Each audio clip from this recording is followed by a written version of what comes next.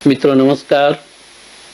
मैं एडवोकेट सुरेंदु जयपुरियार अपने इस YouTube चैनल कानून की वानगी में पुनः एक बार आपका स्वागत करता हूं।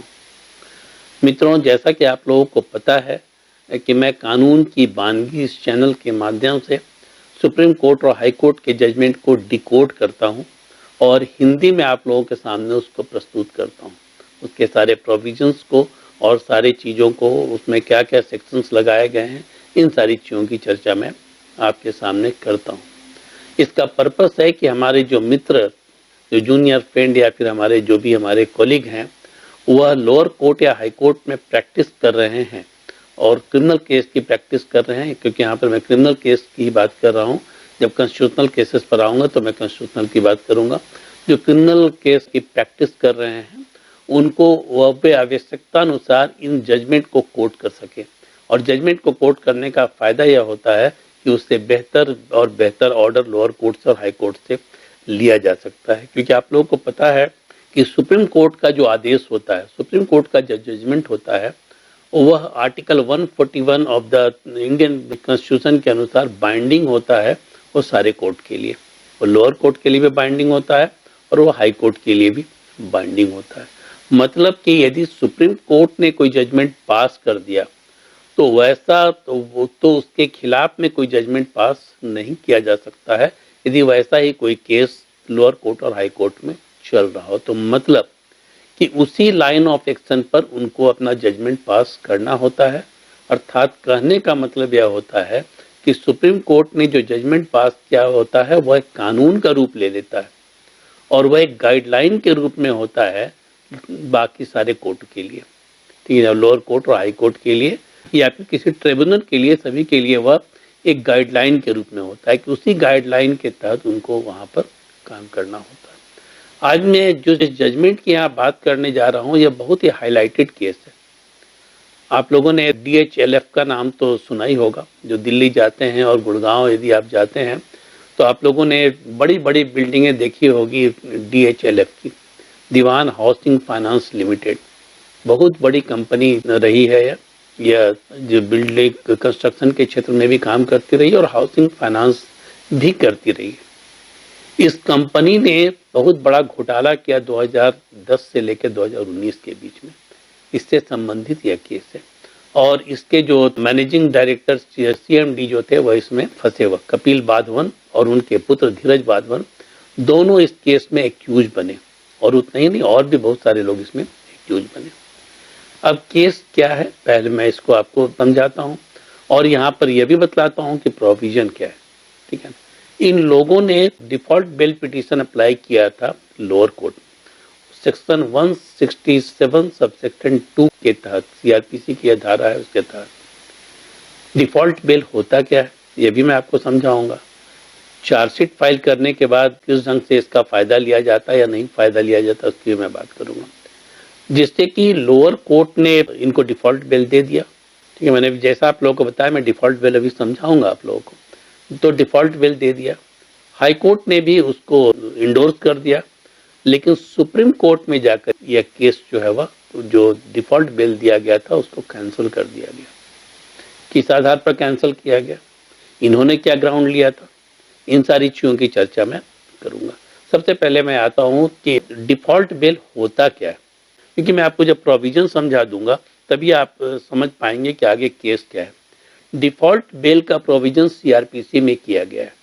CRPC के सेक्शन 167 सबसेक्शन 2 में डिफॉल्ट बेल का प्रोविजन किया गया है, जिसमें यह कहा गया है कि यदि पुलिस जो है, जो अनुसंधान करता है, IO जो है, वो तय समय सीमा के अंदर यदि चार्जशीट फाइल नहीं करते हैं, तब ऐसी स्थिति में वह व्यक्ति को ऑटोमेटिकली डिफॉल्ट बेल मिल जाता है। यह स्टैट्यूटरी प्रोविजन है और सुप्रीम कोर्ट ने बहुत सारा जजमेंट दिया है जिसमें यह माना है कि सेक्शन 167 CRPC का सबसेक्शन 2 जो है वो फंडामेंटल राइट के आर्टिकल 21 के अनुरूप है। मतलब इसको फंडामेंटल राइट की श्रेणी में रखा गया है। तो आप समझ सकते हैं कितना इंपॉर्टेंट है 167(2).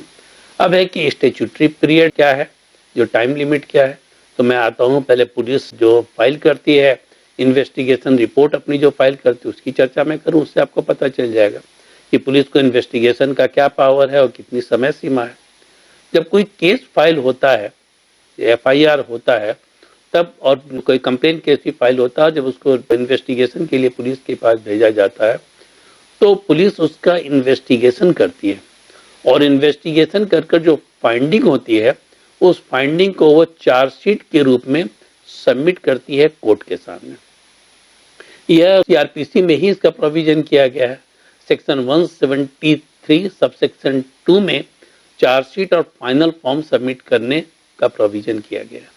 और इसके साथ साथ एक और भी प्रोविजन किया गया है कि यदि अनुसंधान यदि अधूरा रह जाता है और स्टैट्यूटरी पीरियड में उनको सबमिट भी करना है चार्जशीट को, नहीं तो व्यक्ति को रिहाई मिल जाएगी 167 सबसेक्शन 2 के तहत। तब ऐसी स्थिति में अनुपूरक अनुसंधान का भी, सप्लीमेंट्री अनुसंधान का भी, सप्लीमेंट्री चार्जशीट का भी प्रोविजन किया गया है कि उसमें कुछ एडिशनल जो अनुसंधान मुझे करना है वह करने के बाद मैं सप्लीमेंट्री चार्जशीट भी फाइल कर सकता हूं। और यह जो चार्जशीट जो फाइल किया जाता है सेक्शन 173 सबसेक्शन 2 में, उसमें जो चार्जशीट में नीचे में यह लिखा रहता है कि अभी अनुसंधान जारी है, अनुसंधान इन बिंदुओं पर जारी है। लेकिन जिनको जो आरोपी हैं, जो आरोप जिन पर सिद्ध हो चुका है, उस पर लिख दिया जाता है इसमें कि ऐसा प्रतीत होता है कि इनके खिलाफ जो आरोप लगाया गया है वह सत्य है। तो ऐसी स्थिति में उन्हें डिफॉल्ट बेल नहीं मिलता है। और जो फिर सप्लीमेंट्री चार्जशीट की बात है उसका प्रोविजन भी सीआरपीसी में ही किया गया है, सेक्शन 173 सबसेक्शन 8 में किया गया है, जिसमें कहा गया है कि सप्लीमेंट्री चार्जशीट भी फाइल किया जा सकता है जिसमें कि अनुसंधान यदि समय पर पूरा नहीं हुआ तब ऐसी स्थिति में पूरा अनुसंधान कर उसका सप्लीमेंट्री चार्जशीट भी सबमिट किया जा सकता है। यह तो हुआ आपका सेक्शन 167 सबसेक्शन 2 और सेक्शन 173 सबसेक्शन 2 और सबसेक्शन 8। 167 सबसेक्शन 2 के तहत जो अधिकार है वह कोर्ट को है और 173 सबसेक्शन 2 और 173 सबसेक्शन 8 के तहत अधिकार पुलिस को है चार्जशीट सबमिट करने का। लेकिन इसमें समय सीमा निर्धारित है। यदि 10 साल से कम अवधि का कोई क्राइम निर्धारित है, यदि किसी व्यक्ति ने कोई क्राइम किया है और उसकी सजा 10 वर्ष से कम होने का प्रावधान उसमें है, तब ऐसी स्थिति में 60 दिनों के अंदर पुलिस को चार्जशीट सबमिट करना होता है। या तो वह क्लोजर रिपोर्ट सबमिट करे तो, या फिर वह चार्जशीट सबमिट करे तो। अब क्लोजर रिपोर्ट और चार्जशीट में अंतर है। चार्जशीट में चार्ज उसके ऊपर प्रूव किया जाता है, ठीक है, और जो क्लोजर रिपोर्ट होता है वह क्लोजर रिपोर्ट में यह कहा जाता है कि उसके ऊपर कोई आरोप सिद्ध नहीं हुआ, ठीक है। और दोनों ही 173 सबसेक्शन 2 में ही किया जाता है। उसको हम फाइनल फॉर्म भी कहते हैं। एक फाइनल रिपोर्ट है और एक दूसरा फाइनल फॉर्म है। जो फाइनल फॉर्म है वो क्लोजर रिपोर्ट है। तो यह तो हुआ आपका 60 दिनों की अवधि, 10 साल से कम जहां पर सजा नियत है वहां पर 60 दिनों के अंदर फाइल करना होता है चार्जशीट।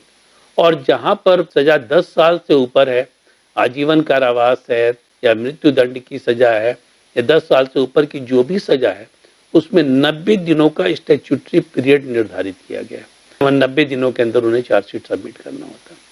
अब क्या होता है यदि पुलिस चार्जशीट सबमिट नहीं करेगी तो? यदि 60 दिनों के अंदर पुलिस चार्जशीट सबमिट नहीं करेगी, जहां पर 10 साल तक की सजा निर्धारित है, नियत है, तो ऐसी स्थिति में उसे सेक्शन 167(2) के तहत उसे डिफॉल्ट बेल मिल जाएगा। मतलब स्टैट्यूटरी प्रोविजन है, ऑटोमेटिक उसको बेल मिलेगा। खाली मूव करना होगा। ऑटोमेटिक का मतलब यह नहीं कि कोर्ट छोड़ देगा, आप वहां पर मूव करेंगे वो सेक्शन 167(2) के तहत और वह सीधे सीधे बेल मिलना ही मिलना। बहुत सारे केस ऐसे हैं, लोग इसकी भी चर्चा करूंगा कि किस केस में कहां पर मिला। एक केस है असलम बाबा भाई Desai versus state of Maharashtra का केस है। ये 2012 का केस है जिसमें स्टैट्यूटरी पीरियड में चार्जशीट नहीं सबमिट करने के कारण इन्हें डिफॉल्ट बेल मिल गया था। इसकी चर्चा में बाद में, अभी मैं दूसरे केस की चर्चा कर रहा हूँ। अब यहाँ पर क्या है, 90 दिनों के अंदर यदि नहीं करेंगे तब भी वह जो समय सीमा है 90 दिन की उसके अंदर नहीं किए तो सेक्शन 167 सब सेक्शन 2 के तहत क्या होगा, वहां भी बेल मिल जाएगा। इसको भी हम डिफॉल्ट बेल कहते हैं। इसी डिफॉल्ट बेल का फायदा लेने की कोशिश कपिल वाधवान ने की थी। इसी डिफॉल्ट बेल का फायदा लेने की कोशिश उसने की थी। उन्होंने 39,000 करोड़ का घोटाला किया। ऐसे तो उन्होंने 42,000 करोड़ रुपए लोन लिया था, लेकिन उसमें 39,000 करोड़ या 36,000 करोड़ रुपीज का उसने घोटाला किया। घोटाले में सीबीआई ने केस किया और सीबीआई ने केस करके उसके बाद उनको गिरफ्तार कर जेल भेज दिया। चूंकि सप्लीमेंट्री चार्जशीट था, वह उसमें प्रोविजन किया गया कि सप्लीमेंट्री चार्जशीट में बाकी चीजों को फाइल किया जाएगा, जबकि समय सीमा में चार्जशीट को फाइल कर दिया गया था। तो वकील ने यही प्ली ली कि चूंकि अभी लंबित है यहाँ पर मामला अनुसंधान का, इसीलिए इनको डिफॉल्ट बेल का फायदा मिलना चाहिए, और लोअर कोर्ट ने इसका फायदा दे दिया। कैसे दिया नहीं दिया मैं इसकी चर्चा नहीं करना चाहूंगा, क्योंकि सुप्रीम कोर्ट के जजमेंट से बहुत सारी चीजें आपको स्पष्ट हो जाएगी। अब जब लोअर कोर्ट ने दे दिया तो उसके बाद हाई कोर्ट ने भी दे दिया, लेकिन जैसा कि मैंने आप लोगों को बताया सुप्रीम कोर्ट ने इसको खारिज कर दिया और इन्हें जेल जाना पड़ा। अब मामला समझिए क्या है। जो DHLF है उसने एक बैंक के कंसोर्टियम, 17 बैंक के कंसोर्टियम, जिसको कि हेड कर रहा था यूनियन बैंक ऑफ इंडिया, ठीक है ना। यूनियन बैंक ऑफ इंडिया जो था वह हेड कर रहा था, और वह नरीमन पॉइंट ब्रांच का ये शाखा था जो उसको वहां पर से हेड कर रहा था। उस शाखा क्या था, वह हेड ऑफिस था जहां से वह हेड कर रहा था। 17 और बैंक थे। इन सारे बैंकों से मिलाकर 42,000 करोड़ रुपए का लोन DHLF ने लिया, ठीक है ना। दीवान हाउसिंग फाइनेंस लिमिटेड जो थी कंपनी, उसने लोन लिया, और लोन लेने के बाद इसने हेरा फेरी शुरू कर दी। पूरा जो इसका रजिस्टर था और जो बैलेंस शीट था, उस बैलेंस शीट में गड़बड़ी कर पूरा 36,000 करोड़ जो लोन था उसको उसने दिखा दिया, अपने घपला कर दिया, और उसको लोन को ही गायब कर दिया। जब यह घटना पूरे 2010 से लेकर 2019 तक लगातार घटित होती रही। जब बैंक के संज्ञान में आया तो यूको बैंक के जनरल मैनेजर विपिन कुमार शुक्ला, जो कि DGM डिप्टी जनरल मैनेजर थे, उन्होंने केस कर दिया है। और यही केस जो था, वह जो केस उन्होंने किया वह सेक्शन 120B, सेक्शन 409, 420 और 477A IPC के तहत, और सेक्शन 13(2) और section 13(1)D of the PC act है, प्रिवेंशन ऑफ करप्शन एक्ट, उसके तहत उसने केस कर दिया। और जब केस कर दिया है तो केस को CBI ने टेकअप कर दिया। मैं आपको एक चीज और भी बतला दूं कि 3 करोड़ से ऊपर का यदि मामला होता है कोई लोन का और वहां डिफॉल्ट होता है तो CBI उसको ऑटोमेटिकली टेक ओवर कर सकती है। 3 करोड़ से नीचे तक का मामला हो तो CBI को वो टेकअप केस नहीं करती है। यहाँ तो 36,000 करोड़ का मामला था। तो कपिल वाधवान और धीरज वाधवान जो दोनों थे वह तो इसमें एक्यूज थे। कपिल वाधवान CMD थे और उनके बेटे थे धीरज वाधवान, यह तो इसमें मुख्य अभियुक्त थे, और साथ ही साथ 12 अन्य लोगों के खिलाफ भी इसमें मुकदमा दर्ज किया गया। इस मुकदमे के आधार पर CBI ने केस को टेकअप कर लिया, और केस को टेकअप करने के बाद CBI ने जो केस को टेकअप किया, RC केस कहलाता है CBI का, और केस को टेकअप करने के बाद इन दोनों लोगों को गिरफ्तार कर लिया गया। कपिल वाधवान और यह जो धीरज वाधवान थे, उन दोनों को अरेस्ट कर लिया गया 19/7/2022 को, ठीक है। ये 10 से लेकर 19 तक ये सारा घोटाला इन लोगों ने किया, और 22 में जाकर CBI ने इन लोगों को गिरफ्तार कर लिया, और जुडिशियल कस्टडी में इन लोगों को 30/7/2022 को भेज दिया गया। अब इसमें अनुसंधान स्टार्ट हुआ। जब अनुसंधान स्टार्ट हुआ तो CBI ने काफी लंबा चार्जशीट, करीब हमको 900 पन्ने का चार्जशीट जो थी वो उसने सबमिट की, और उसने उन्होंने CBI ने और भी कपिल वाधवान और धीरज वाधवान के अलावा 73 और लोगों को एक्यूज बनाया, और बहुत सारे सेक्शन और भी उसमें जोड़ दिए गए। 120B तो था ही, section 120B of the IPC तो था ही, 206, 409, 411, 420, 424, 465, 468, 477 ए और section 13(2), section 13(1)(d) of the prevention of corruption act. ये 13 के अलावा बाकी जो थे वो इंडियन पिनल कोड के तहत थे, और बाकी दो जो सेक्शन लगाए गए थे 13(1), 13(2) और 13(1)(d), यह प्रिवेंशन ऑफ करप्शन एक्ट 1988 के तहत लगाए गए थे। उस पर सोचिए कितने सारी धाराएं लगी हुई थी और कितना सीरियस ऑफेंस था। सीबीआई ने चार्जशीट को समय सीमा में सबमिट कर दिया। अपना जो सेक्शन 173 सब सेक्शन 2 के तहत फाइल करना था उसने फाइल कर दिया। उसने 15/10/2022 को उसने फाइल कर दिया चार्जशीट स्पेशल कोर्ट। सीबीआई का जो केस होता है वो सीबीआई का स्पेशल कोर्ट होता है, और यह मामला दिल्ली का था, और दिल्ली में जो स्पेशल कोर्ट है सीबीआई की, वहां पर उसने चार्जशीट को सबमिट कर दिया। और जब चार्जशीट को सबमिट किया, यह मात्र 2 महीना 26 दिन में ही चार्जशीट को सबमिट किया, जिसमें कि जो एक्यूज नंबर 1 और 2 थे, कपिल बादवान और धीरज बादवान के अलावा 73 अन्य लोगों को उसमें एक्यूज बनाया था। अब ये सेक्शन जो लगे हुए हैं, ये सेक्शन क्या क्या है, यह पहले आप समझ लीजिए। करसरी में आपको थोड़ा सा इसकी जानकारी दे दूं, जिससे कि आपको पिनल कोड और पीसी एक्ट को नहीं पलटना पड़े। Section 120B of the IPC क्या है, वह क्रिमिनल कॉन्स्पिरेसी है। सेक्शन 206 क्या है, यह फ्रॉडुलेंट रिमूवल ऑफ और concealment of property to prevent the seizure और इट्स एग्जीक्यूशन। इसमें क्या कहता है 206 में कि फ्रॉडुलेंटली यदि धोखा देकर आपको इस संपत्ति को हटा लेते हैं, जो संपत्ति जो है जिसको कि सीज किया जा सकता है, उस प्रॉपर्टी को यदि आप हटा लेते हैं तो यह भी अपराध की श्रेणी में आता है। यह भी उन्होंने किया। और फिर 409 है criminal breach of trust by public servant और बाय बैंकर। यहाँ पर चूंकि यह बैंक डीएचएलएफ एक हाउसिंग फाइनेंस जो बैंक है, एनबीएफसी माना जाता है, तो नेचुरली ये बैंकर थे, तो 409 एप्लीकेबल होता है कि क्रिमिनल ब्रीच ऑफ ट्रस्ट किया है इन्होंने, कि जो पैसा उनको मिला उस पैसे का उन्होंने उसमें अमानत में खयानत कर दी। ठीक है ना, इसको सीधे शब्दों में समझिए, अमानत में खयानत कर दी। 409 इस पर था। 411 था डिजॉनेस्टली रिसीविंग स्टोलन प्रॉपर्टी। यदि आप डिजॉनेस्टली रिसीव करते हैं स्टोलन प्रॉपर्टी को, मतलब कि जो 36,000 करोड़ का घोटाला इन्होंने किया और उसको इन्होंने रिसीव किया, उसके बेनिफिशियरी कौन थे, और मेन बेनिफिशियरी थे कपिल बादवान और धीरज बादवान। कपिल बादवान जैसा कि मैंने आप लोगों को बताया डीएचएफएल के वो चेयरमैन थे, और यह उनका बेटा था धीरज बादवान। फिर सेक्शन 420 लगाया गया, जिसमें cheating and dishonestly inducing the delivery of property. उसमें क्या किया गया, चीट किया गया और डिजॉनेस्टली क्या किया गया, उन लोगों को, जो और भी लोग उसमें इन्वॉल्व थे, उन लोगों को यह पैसा जो था उनको डिलीवर किया जाए। तो 420 यह लगाया गया। 424 लगाया गया कि डिजॉनेस्ट और फ्रॉडुलेंट रिमूवल और कंसीलमेंट ऑफ प्रॉपर्टी। यहाँ पर डिजॉनेस्टली जो है, यदि किसी प्रॉपर्टी को, फ्रॉडुलेंटली यदि किसी प्रॉपर्टी को छिपाया जाए, तो जो पैसा उन्होंने लिया 36,000 करोड़ का जो घोटाला किया, तो उसने अपने बुक्स एंड अकाउंट्स में उसको दिखाया ही नहीं, वो पूरा इधर उधर छिपाने की कोशिश की, तो इसलिए उसमें 424 भी लगाया गया। 465 लगाया गया, यह फॉर्जरी के लिए जो पनिशमेंट है उसकी वह इसमें सेक्शन लगाया गया।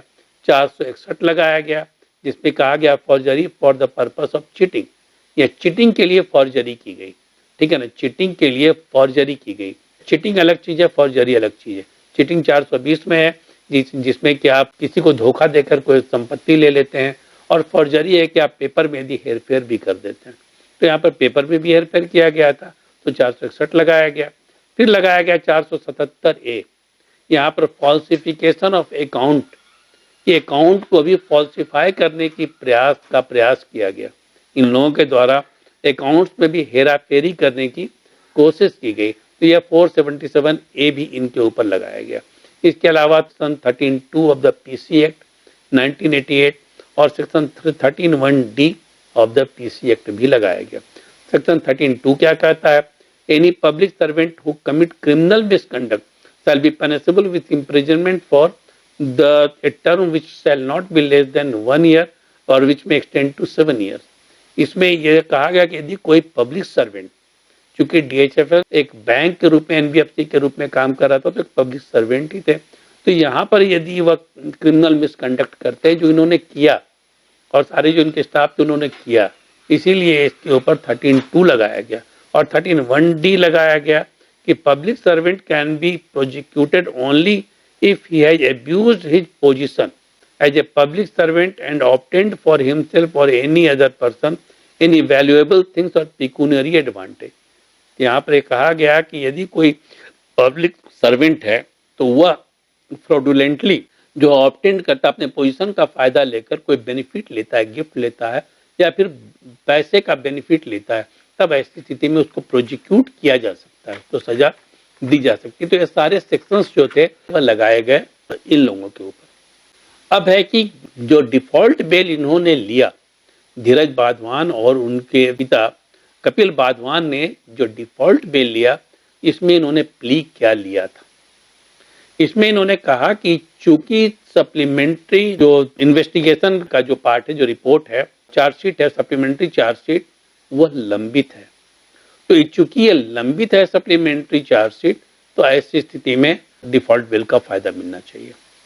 यहाँ पर मैं आपको बतला दूं कि चार्जशीट जब एक बार सबमिट हो जाता है तो उसको फाइनल माना जाता है और यह माना जाता है कि वह स्टैट्यूटरी पीरियड में सबमिट कर दिया गया। तो सप्लीमेंट्री चार्जशीट को आधार नहीं बनाया जा सकता है। सुप्रीम कोर्ट ने भी यही कहा है। मेरे कहने का तात्पर्य है कि यदि मेन चार्जशीट समय सीमा में नहीं पूरा हो, नहीं जमा किया जाए कोर्ट में, तब डिफॉल्ट बेल का व्यक्ति हकदार बनता है, लेकिन सप्लीमेंट्री चार्जशीट को आधार नहीं बनाया जा सकता। लेकिन दिल्ली की स्पेशल कोर्ट ने इस पर कॉग्निजेंस भी ले लिया। अब मैं आपको बता दूं कॉग्निजेंस लेता कैसे है कोर्ट। जब कोई चार्जशीट सबमिट किया जाता है और चार्जशीट की बातों से यदि कोर्ट सहमत होता है कि हाँ यह बात सही है, तब ऐसी स्थिति में वो कोर्ट कॉग्निजेंस ले लेता है और समन इशू कर देता है या फिर वारंट इशू कर देता है। तो यहाँ पर दिल्ली का जो स्पेशल सीबीआई कोर्ट था उसने कॉग्निजेंस ले लिया, और कॉग्निजेंस ले लिया इसका मतलब है कि जो चार्जशीट सबमिट की गई थी उसको उसने सही माना कि उसने अपराध किया है, और समय सीमा में ही चूंकि किया गया था, इसीलिए 167(2) का लाभ तो नहीं मिलना चाहिए था। लेकिन दूसरी तरफ इसने क्या किया, चूंकि ये लोग जेल में थे तो प्रोडक्शन वारंट भी एक इशू कर दिया। इसने प्रोडक्शन वारंट भी इशू कर दिया, और जब वहां पर प्रोड्यूस हुए तो उन लोगों को डिफॉल्ट बेल भी ग्रांट कर दिया गया, इस आधार पर कि अभी अनुसंधान जो है वह लंबित है। और अनुसंधान कौन सा लंबित था? अनुसंधान लंबित था वह जो सप्लीमेंट्री चार्जशीट जो फाइल करना था, जो एडिशनल इन्वेस्टिगेशन किया जाना था, वह लंबित था। उसके आधार पर इसने क्या किया, उसको डिफॉल्ट बेल दे दिया। मैं फिर यह कहना चाहूंगा कि लोग जो कहते हैं कि कानून अमीर लोगों के लिए अलग होता है, गरीब लोगों के लिए अलग होता है, यहाँ पर यह नजर आने लगा। यह मामला सीबीआई जो थी वह उसको हाई कोर्ट लेकर चली गई, और जब सीबीआई हाई कोर्ट लेकर यह मामले को गई तो हाई कोर्ट ने भी इसको इंडोर्स कर दिया कि लोअर कोर्ट ने जो कहा है वह सही कहा है। सीबीआई ने पुनः अपील की सुप्रीम कोर्ट में, तो सुप्रीम कोर्ट ने बहुत ही स्पष्ट फाइंडिंग दिया और यह कहा कि जब चार्जशीट सबमिट कर दिया गया समय सीमा के अंदर और कोर्ट ने कॉग्निजेंस ले लिया, तो जब कोर्ट ने कॉग्निजेंस ले लिया तब ऐसी स्थिति में यह नहीं माना जा सकता कि यह अनुसंधान लंबित है। ठीक है ना, यह नहीं माना जा सकता कि अनुसंधान लंबित है, और ऐसी स्थिति में सेक्शन 167 सबसेक्शन 2 के तहत डिफॉल्ट बेल नहीं दिया जा सकता। सेक्शन 167 सबसेक्शन 2 के तहत डिफॉल्ट बेल नहीं दिया जा सकता। और सुप्रीम कोर्ट ने यह ऑब्जर्वेशन देकर क्या किया, सेट असाइड कर दिया लोअर कोर्ट के ऑर्डर को, सेट असाइड कर दिया वह हाई कोर्ट के ऑर्डर को। मतलब कि जो डिफॉल्ट बेल इनको मिला था वह कैंसिल हो गया और इन्हें फिर जेल जाना पड़ा। तो यहाँ पर मित्रों जो आपका हेडलाइन बनता है इस केस का कि यदि चार्जशीट एक्सेप्ट कर लिया जाता है लोअर कोर्ट के द्वारा और कोर्ट कॉग्निजेंस ले लेती है, तब ऐसी स्थिति में किसी भी आरोपी को सेक्शन 167 सबसेक्शन 2 के तहत डिफॉल्ट बेल का फायदा नहीं दिया जा सकता। तो यह जो केस था CBI versus Kapil Wadhawan, CBI versus Kapil Wadhawan का यह केस है, क्रिमिनल अपील नंबर 391 ऑफ 2024। मैं फिर रिपीट कर रहा हूं, CBI versus Kapil Wadhawan, criminal appeal number 391 of 2024। यह रिपोर्टेबल केस है सुप्रीम कोर्ट का। इसमें डिविजनल बेंच में 2 जज होते हैं, जिसमें कि ऑनरेबल जस्टिस बेला एम त्रिवेदी और honourable justice mister Pankaj Mittal ने इस पर अपना जजमेंट दिया। तो मित्रों, यदि कोई आपके पास क्लाइंट या कहकर आता है कि डिफॉल्ट बेल का मुझे फायदा दीजिए, क्योंकि अभी अनुसंधान जारी है, इसका ये सप्लीमेंट्री चार्जशीट फाइल करनी है, तो ऐसी स्थिति में आप ये जान लीजिए कि यह फायदा उन्हें नहीं मिल सकता।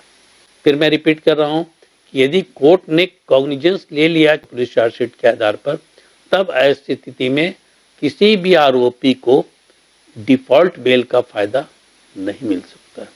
मित्रों, मैं उम्मीद करता हूं कि आपको जो मैंने डिकोडिंग की है ये सुप्रीम कोर्ट की जजमेंट की सीबीआई वर्सेस कपिल वाधवन, वह आप लोगों को अच्छी तरह से समझ में आया होगा और आप इससे समय आने पर अपना यूज भी करेंगे। मित्रों, आप लोगों को यदि यह पसंद आया है मेरा कंटेंट तो उसको शेयर जरूर करें अपने मित्रों के बीच में और सब्सक्राइब जरूर करें इस चैनल को। और साथ ही साथ मित्रों, ज़्यादा से ज़्यादा लोगों तक इसे प्रसारित करने का प्रयास करें, जिससे कि आपके साथ साथ आपके मित्रों को भी इसका फायदा हो सके। धन्यवाद।